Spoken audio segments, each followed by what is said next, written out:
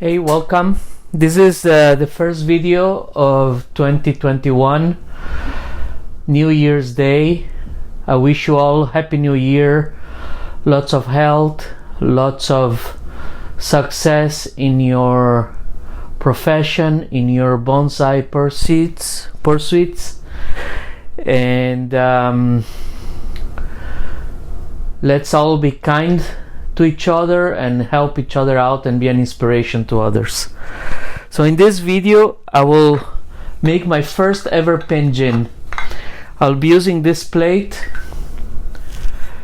I will be using some of these rocks, which are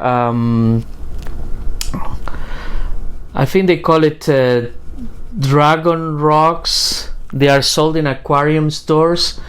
They are not hardy for the outdoors. They are created when I don't know what material is this made of.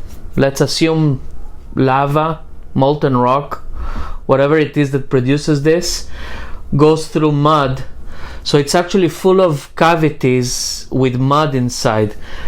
When the mud fades away, dissolves, it leaves all this interesting patterns, which is what makes this rock very appealing. But at the same time it is full of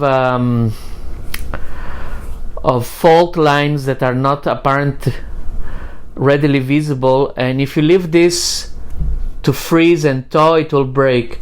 So this rock here is not good for any planting, any bonsai, any penjing that will experience freezing. So I will use it with a tree that doesn't freeze, that cannot freeze. This is a Coprosma Kirkii. I have this tree from a cutting for many years. Never really knew what to do with it. I gave it some initial style just to give it some direction, with hopes to continue in the future, but then I decided that I will use it today. So this rock can be carved. I will be using the foredom with the 1/4 inch shaft, with this double cut carbide burr. So it allows me to create a concave section on the inside of the rock, so that between the rock and the plate I'll have space to plant the tree. So let me do that and show you the result. So here's the result. You can see here that there is enough space to put a root system. There is drainage here. I glued this with a 2-part epoxy. I had to rough the plate a little bit with the foredom to create a grabbing surface for the epoxy, and I made this very simple stand for the plate. So in fact this can be kept on a shelf, on a table. You may buy an LED light to keep it indoors all year long for this species. But I also added hooks on the back, so I can put a wire, and I will keep the wire behind here as a protection. Let me show you. I'll keep the wire behind here, going between this pole as a protection, but this in fact can also be hung on a wall, and I may very well put it on a wall instead of using this base that I carved yesterday out of 2 pieces of wood I had. But this is the idea. And now for the work, obviously I don't want this to be unstable, so to work on it I will keep it in this vise secure, so I can work on it, and that's it. The idea will be to put some sphagnum moss to cover the holes, then soil and the tree, and I will reuse the moss in here to create a surface around. This tree has been in this spot for a year, really. I think it was styled last winter, and there is a video about it, and it fully occupied this spot. It has roots growing through the bottom.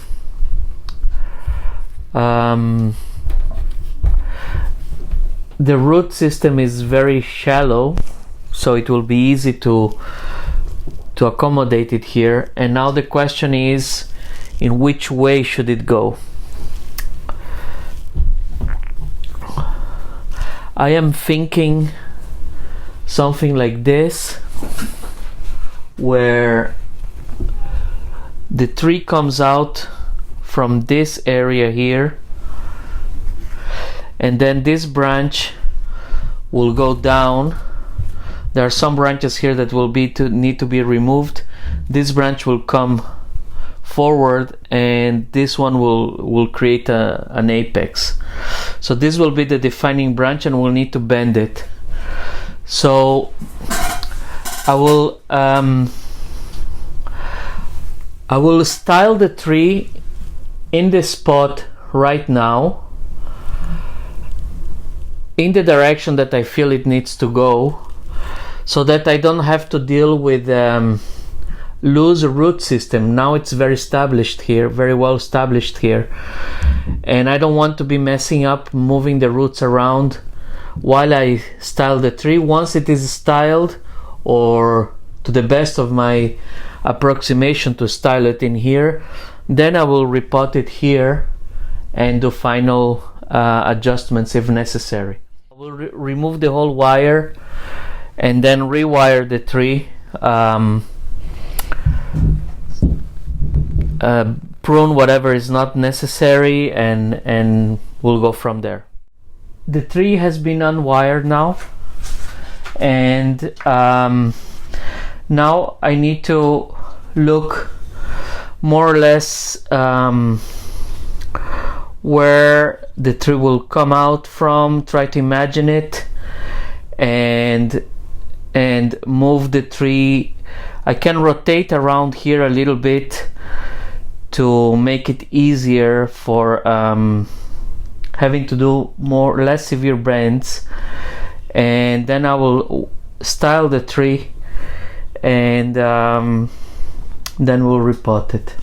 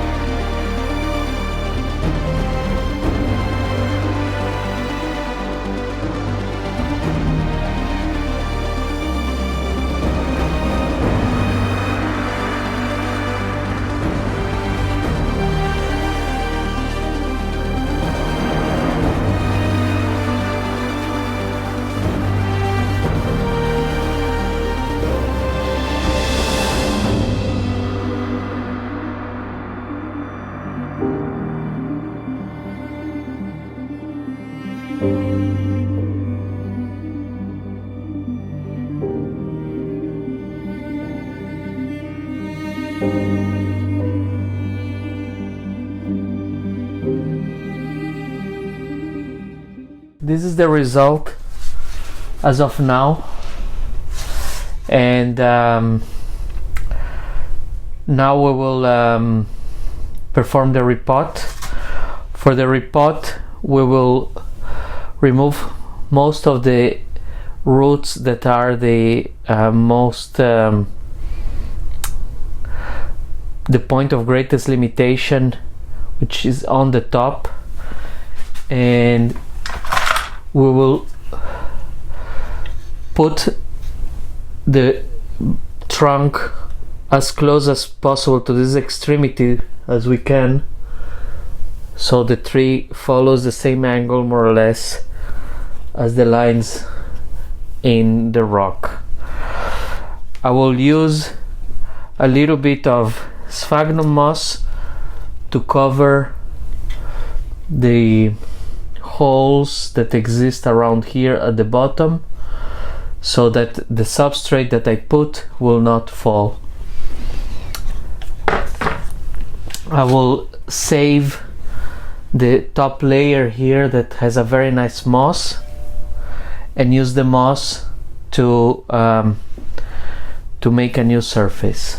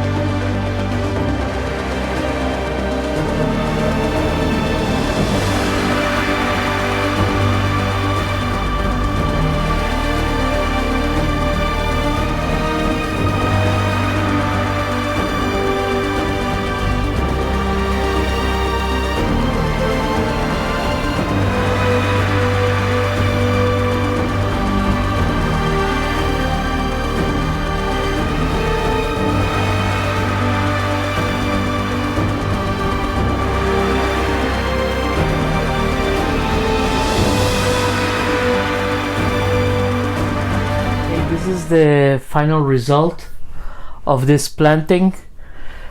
It was the root system was very dense. It was harder than I thought, and I had to remove one major root,